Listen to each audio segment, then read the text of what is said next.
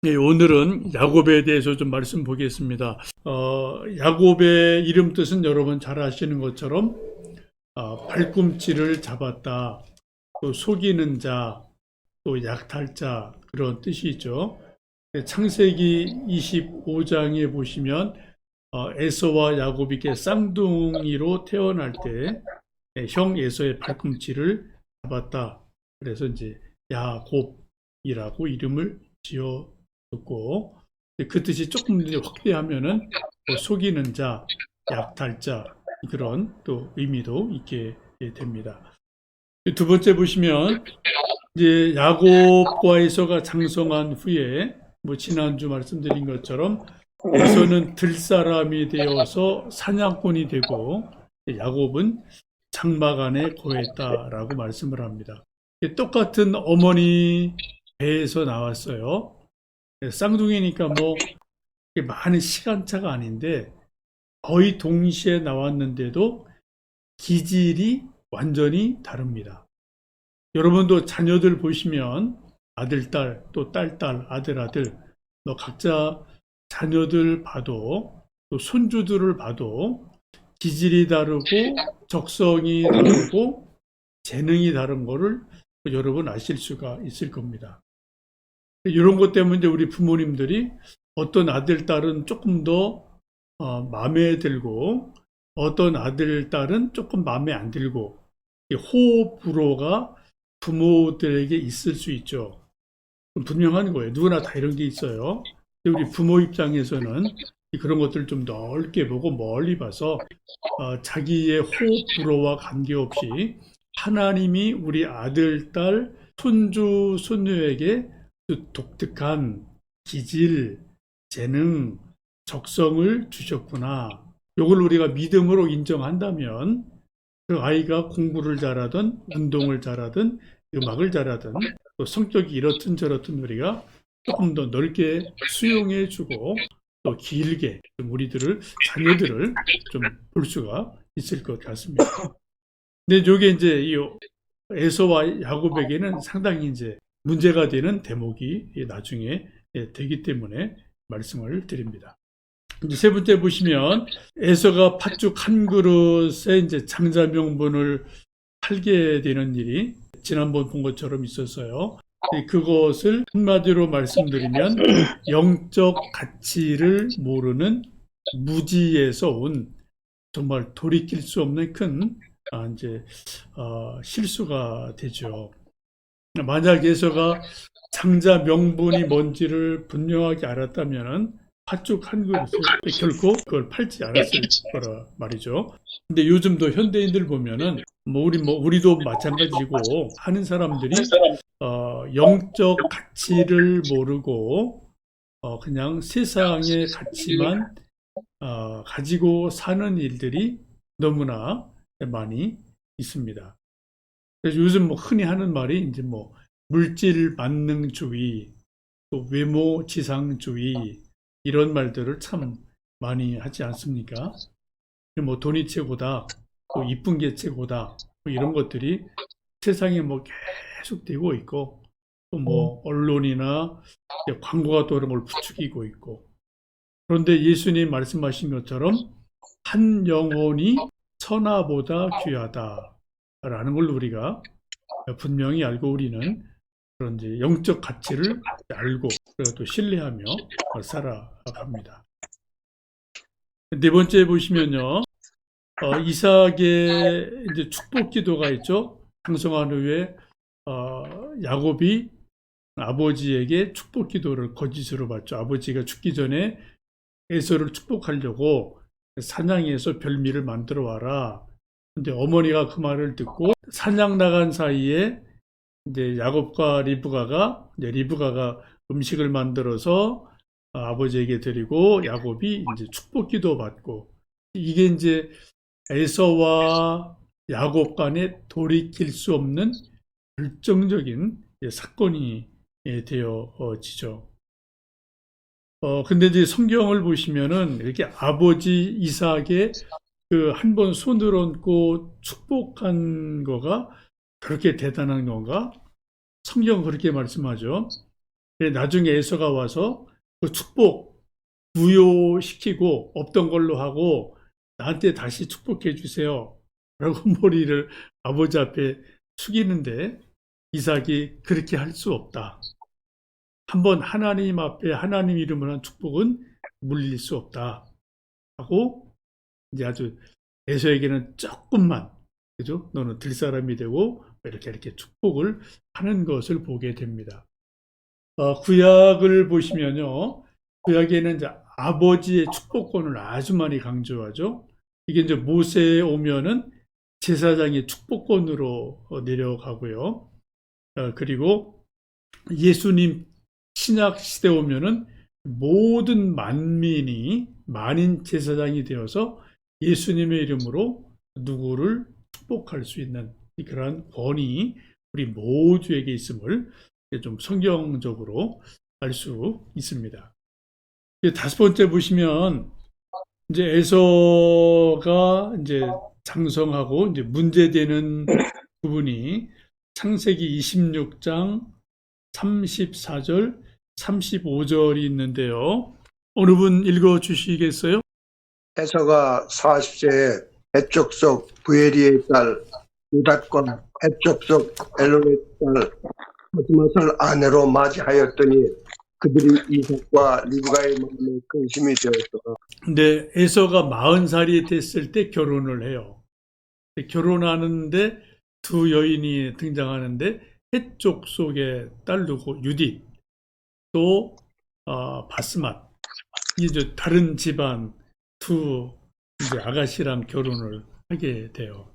근데 여기 보면 이게 이제 해쪽 속이라는 것은 가나안 족속 그 원주민들이죠. 이 원주민 하나님을 믿지 않는 원주민 믿음 없는 여인들과 결혼한 것이 어떻게 했다고요?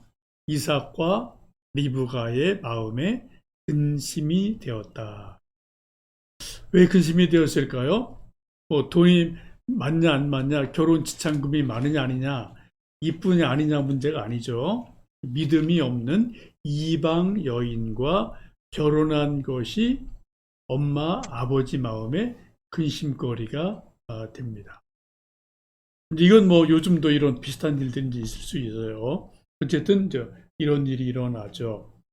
그리고 이제 여섯 번째 보시면 리브가가 야곱을 엄마의 친정 고향 하란으로 보내게 되는데 하란으로 보내는 이유가 성경을 보시면은 크게 두 가지로 나오게 됩니다.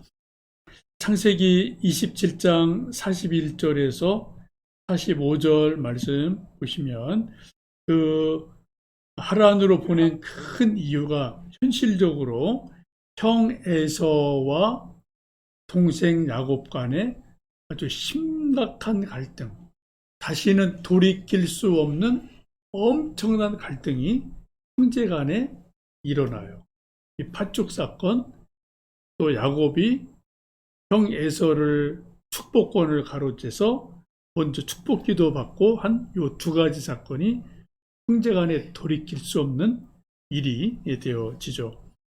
그 성경 구절 우리 이금석 집사님 좀 읽어 주시겠어요? 그의 아버지가 야곱에게 축복한 그 축복으로 말미암아 에서가 야곱을 미워하여 심증에 이르기를 아버지를 곡할 때가 가까웠은즉 내가 내 아우 야곱을 죽이리라 하였더니 내 형의 분노가 풀려 내가 자기에게 행한 것을 잊어버리거든 내가 곧 사람을 보내어 너를 거기서 불러오리라 어찌 하루에 너희 둘을 이루랴. 예, 감사합니다. 이 말씀 보시면은 거기 에서와 야곱의 갈등이 아주 심한데 에서가 야곱을 미워하여 심중에 이르기를 아버지 곡갈 때가 가까웠다. 이삭이 이제 살 날이 얼마 안 됐죠. 마음속에 생각하기를 아버지 곡할 때 아버지 돌아가시면 어떻게 한다고요? 야곱도 내가 죽인다. 지금 아버지 때문에 아버지 눈치 때문에 진짜 죽이고 싶도록 미운데 야곱을 못 죽이는 거죠. 아버지 돌아가시면 이제 뭐 눈치 볼 사람 없으니까 엄마도 밉죠. 이게 눈치 볼 사람 없으니까 야곱 내가 죽인다. 그런 말이 이렇게 뭐 심중에 있어요. 아마 이런 말도 쭈글쭈글 혼자 했을 것 같아요. 그죠? 하여튼 이게 그런 아주 강한 미움이 있고요. 이제 이걸 알고 나서 엄마 리브가 말하기를 45절을 보시면 어떻게 내가 너희 둘을 하루에 잃겠느냐. 쌍초상 나는 거죠. 아버지 죽는 날이 야곱 죽는 날인 거예요. 쌍초상 나게 생겼으니까 어떻게 내가 너희 둘을 하루에 잃겠냐. 그래서 이건 뭐 도저히 화해가 안 되니까 이건 물리적으로 떼어 놓을 수밖에 없는 그러한 일이 일어나게 됩니다. 이게 이제 갈등 때문에 이제 친정집으로 외갓집으로 보내는 거고요. 또 중요한 문제는 야곱의 결혼 문제 때문에도 이제 또 외갓집으로 보내게 되죠. 창세기 28장 1절 2절 말씀 읽어 주시겠어요? 이삭이 야곱을 불러 그에게 축복하고 또 당부하여 이르되 너는 가나안 사람의 딸들 중에서 아내를 맞이하지 말고 일어나 바단 아람으로 가서 내 외조부 부두엘의 집에 이르러 거기서 네 외삼촌 라반의 딸 중에서 아내를 맞이하라. 네, 감사합니다. 아버지가 이제 길 떠나는 아들에게 신신당부한 중요한 일이 뭐예요? 가나안 딸들 얻지 마라. 그리고 너희 외삼촌 집에 가서 거기서 딸들 중에서 결혼해라 라고 말씀을 합니다. 이게 이제 에서가 아까 말씀드린 것처럼 가나안 여인들, 그들과 결혼한 것과 많이 대조가 되는 거죠. 그걸 요즘 말로 말하면은 불신자와 결혼하지 말고 믿는 사람과 결혼해라 라고 보시면 좋겠습니다. 이 두 가지 이유 때문에 이제 야곱을 멀리 외갓집으로 보내게 되는 일이 일어납니다. 이렇게 이제 등 떠밀려서 어쩔 수 없이 어찌어찌해서 야곱이 하란을 향해서 길을 떠나게 되죠. 그 말씀이 우리가 읽었던 창세기 28장 쭉 나오는 전체적인 말씀입니다.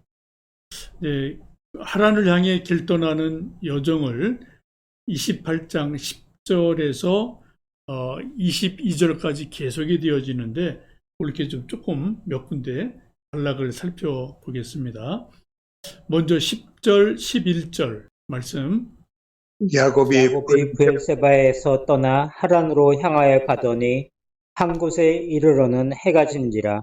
거기서 유숙하려고 그곳의 한 돌을 가져다가 베개로 삼고 거기 누워 자더니 꿈에 본즉 사닥다리가 땅 위에 서 있는데 그 꼭대기가 하늘에 닿았고 또 본즉 하나님의 사자들이 그 위에서 오르락 내리락하고. 네, 감사합니다. 이제 길을 떠나요. 그래 브엘세바 고향을 떠나서 하란으로 향하여 쭉 그때는 다 걸어가는 거죠. 향하여 가다가 한 곳에 이르렀어요. 해가 졌습니다. 거기 보면은 해가 져서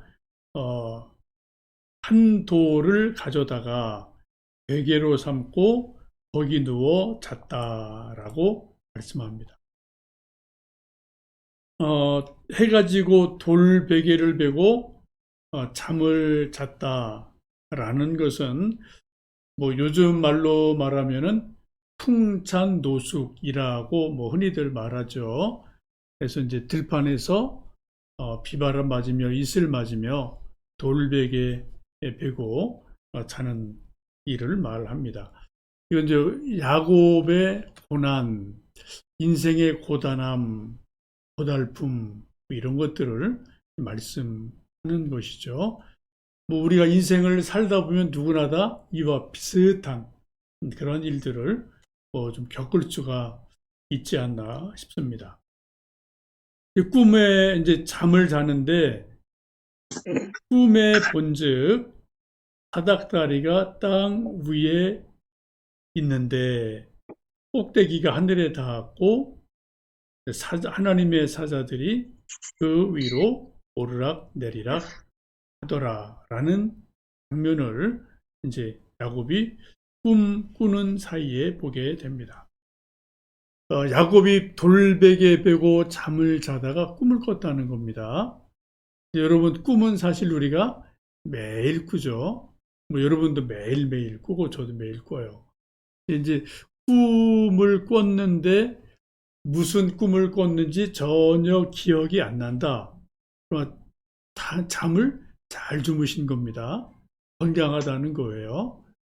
근데 아침에 일어났는데 뭔가 좀 악몽을 꾼 것 같다. 막 머리가 띵 하고 아프다. 그럼 이게 이제 컨디션이 안 좋은 거죠. 그죠? 또 뭐 영적으로 눌린 거든지, 아니면 가위가 눌리든지, 뭐 그런 일이, 우리에게도 뭐 종종, 있습니다. 여러분, 꿈에는, 먼저 꿈을 나타내는 그 단어나 표현들이 뭐 수십 가지도 넘어요. 뭐 영어로 뭐 드림, 꿈이죠. 또 비전도 꿈으로 그래서 이제 번역을 할 수 있고요. 또 꿈, 비전과 야망은 비슷한데 이제 뭐 흔히들 말하기를 이제 야망은 개인적인 욕심, 이걸 들어간 걸 야망이라고 하고, 비전은 우리들 기독교 입장에서는 하나님이 주신 어떤 꿈을 우리 이제 비전이다라고 이제 말을 합니다. 그래서 뭐 소위 단기 선교 여행 갈 때 비전 트립이라는 이제 말을 우리가 쓰곤 하지요. 또 사명도 꿈이라고 말할 수 있고요. 우리가 흔히 꾸는 꿈도 꿈이고, 일장 춘몽도 꿈이고요. 또 뭐 예지몽도 있고, 뭐 길몽이 있고, 흉몽이 있고, 하여튼 수많은 꿈들이 우리에게는 사실 밤마다 매일 있어요. 이건 의학적인 팩트죠. 근데 이제 가끔 어떤 분들 보시면 이제 꿈에 너무 많이 집착하는 분도 가끔 계셔요. 꿈은 꿀 수도 있고 안 꿀 수도 있고, 또 어떤 꿈은 정말 영적 의미가 있는 꿈일 수도 있고 아닐 수도 있고, 이건 뭐 너무나 다양하기 때문에 꿈에 너무 연연하지 마십시오. 그런 말씀을 좀 드렸던 생각이 납니다. 8번째 보시면 이제 하늘과 땅을 이제 야곱이 꿈을 꾸는데 이제 사다리가 쭉 하늘까지 닿아 있고, 그 사다리를 천사들이 오르락 내리락 하는 것으로 말씀을 하고 있습니다. 여기 이제 천사가 뭐냐? 여러분 너무나 잘 아시는 것처럼 천사는 하나님과 사람 사이를 연결해 주는 존재예요. 물론 우리가 하나님의 형상대로 지음 받았기 때문에 우리의 영이, 우리의 또 생각이, 우리의 어떤 또 지성이, 우리 어떤 영적인 느낌이 하나님과 연결이 되고 뭔가 우리가 좀 선택할 때가 있어요. 그런데 이 천사는 하나님의 피조물로 순수 영적인 존재이기 때문에 우리 인간과는 다르게 아주 명료하게 영적으로 하나님도 알고 우리 인간도 아는 영적인 존재잖아요. 그래서 우리 인간들은 하나님의 형상대로 지음 받았지만 영적 감각은 아주 둔합니다. 범죄로 거의 퇴화됐어요. 우리 모든 인간들은. 그래서 이런 이 영적 감각이 퇴화된 우리 인간과 하나님 사이를 오고 가면서 뭔가 중개 역할을 해주는 존재, 이거를 성경에서는 이제 천사로 보고 히브리서 이런 데 보면은 하나님의 심부름꾼이다라고 이제 말씀을 하고 있습니다. 여러분 지금 이 창세기에도 천사가 여러 번 나와요. 아브라함 때도 나오고 여러 번 나오고 성경 곳곳에 천사가 참 많이 나오고요. 예수님도 말씀하셨고 또 계시록도 나옵니다. 창세기부터 예수님 복음서, 요한계시록 마지막까지 천사가 쭉 등장하는 것을 보면은 천사는 분명히 하나님의 심부름꾼으로 뭔가 일한다. 이걸 좀 아시면 좋겠어요. 두 번째 보시면 예수님이 여기 오르락 내리락 한다는 그 표현을 말하는 겁니다. 예수님의 강림과 승천을 말해주는 것입니다. 이 표현이 요한복음 1장 51절 말씀. 이르시되 진실로 진실로 너에게 이르노니 하늘이 열리고 하나님의 사자들이 인자 위에 오르락내리락 하는 것을 보리라 하시니라. 네, 감사합니다. 예수님이 이제 요한복음에서 말씀하신 건데 하나님의 사자들, 천사죠. 인자는 예수님이고요. 그 위에 오르락 내리락 하는 것을 볼 때가 있다. 그 말씀을 하시고, 이건 동시에 예수님 자신에 대한 말씀으로도 볼 수 있어요. 예수님이 하늘 보좌를 버리고 인간의 몸으로 성육신하셨어요. 내려오셨어요. 그분 예수님이 또 승천 올라가십니다.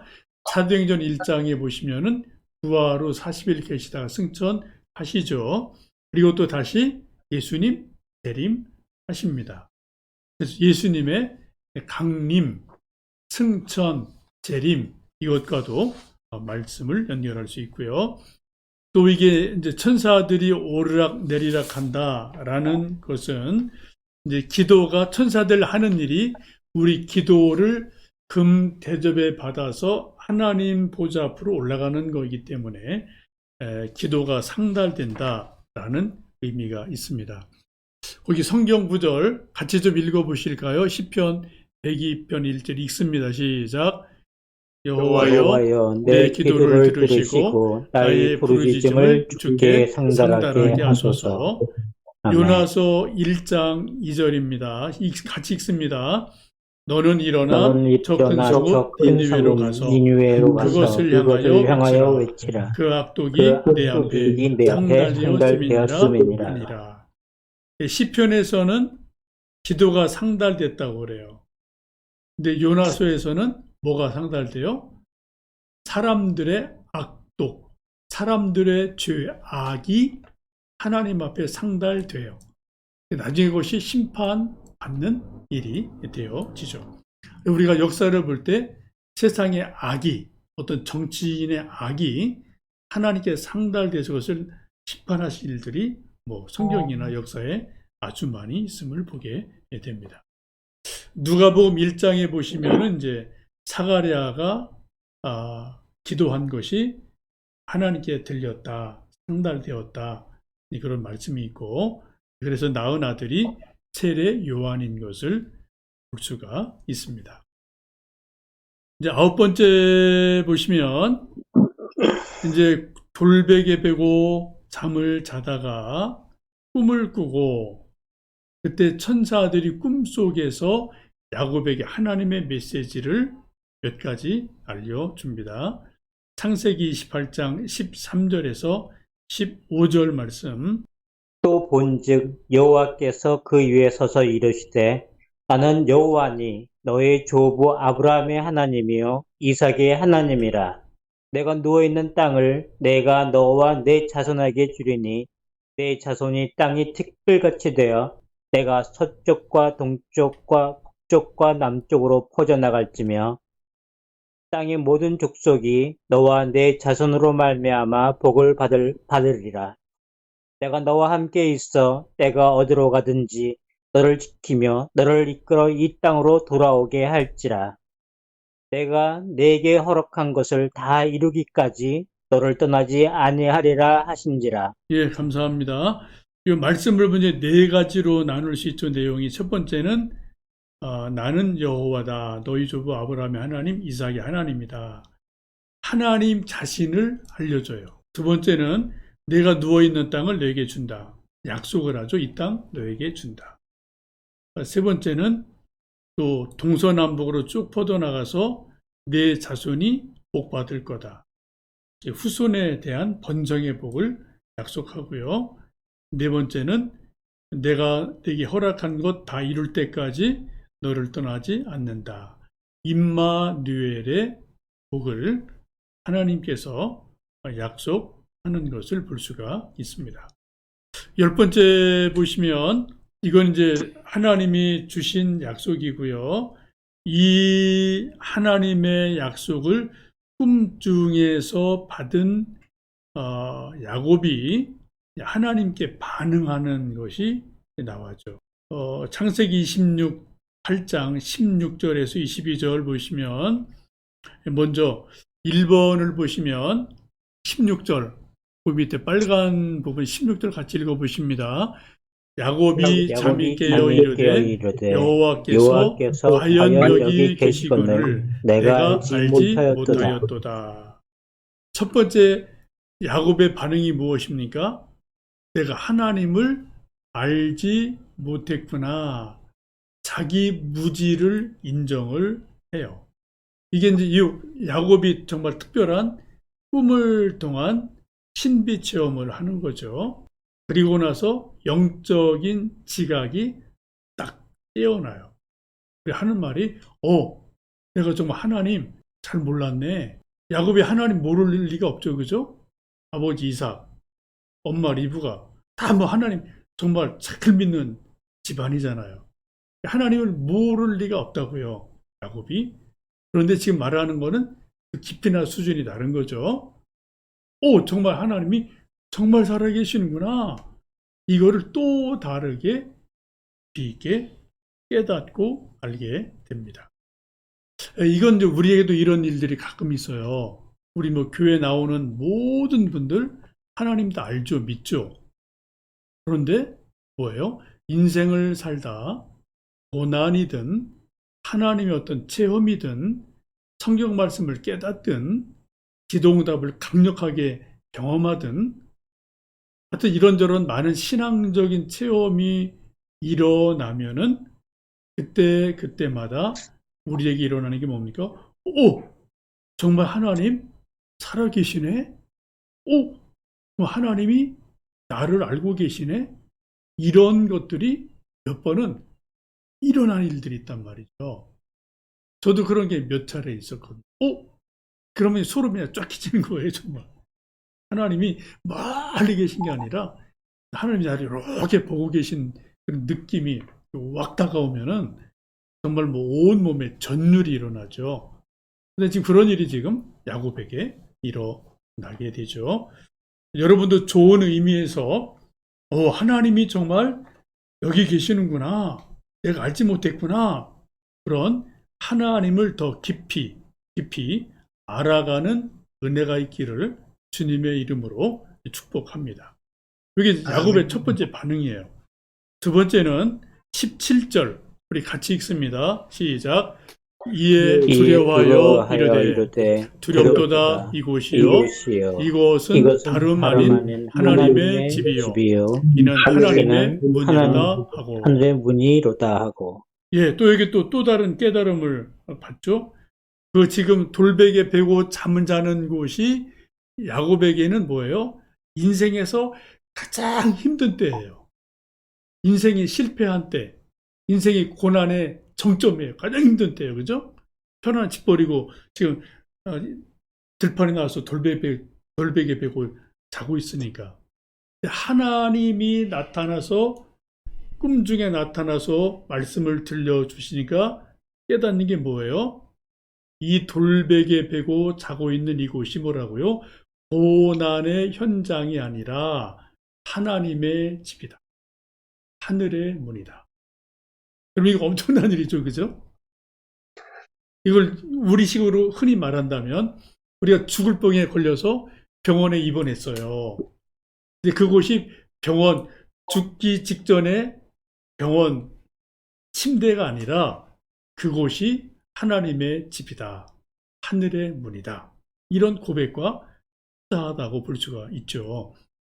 이게 하나님이 주시는 어마어마한 영적인 은혜고 깨달음이죠. 우리도 뭐 이런 일들이 꼭 야곱 같은 일은 아니지만 이런 비슷한 일들이 간혹 우리에게 일어나기도 합니다. 세 번째는 이제 베개를 삼았던 돌을 이제 기름을 부어서 베델 하나님의 집이다라고 이제 고백하는 것이 나오게 되고요. 이제 네 번째 보시면은 이제 이러한 깨달음을 가진 야곱이 하나님 앞에 서원을 세 가지를 하게 됩니다. 첫 번째는 A번 보시면 20절, 21절 우리 같이 읽습니다. 시작. 야곱이 서원하여 이르되 하나님이 나와 함께 계셔서 내가 가는 이 길에서 나를 지키시고 먹을 떡과 입을 옷을 주시어 내게 평안히 아버지 집으로 돌아가게 하시오면 여호와께서 나의 하나님이 되실 것이요. 자기 신앙 고백을 다시 해요. 이걸 쉽게 말하면 뭐예요? 아까 말씀드린 것처럼 야곱은 하나님 믿는 사람이에요. 아는 사람이에요. 근데 지금 이 가장 어려운 때 꿈 중에서 하나님이 나타나 특별한 말씀을 주시고 계시를 하니까 하나님에 대해서 다시 이렇게 신앙 고백하고 리스폰드하는 거죠. 이렇게 반응하는 거예요. 뭐예요? 정말 하나님이 약속한 대로 나를 지켜주시면 어떻게 해요? 하나님이 나의 하나님이 되실 겁니다. 이걸 우리식으로 말하면 뭐라고 말할까요? 내가 하나님 정말 잘 믿을게요. 진짜로 믿을게요. 이 고백이죠. 그죠? 이런 고백을 첫 번째 하게 됩니다.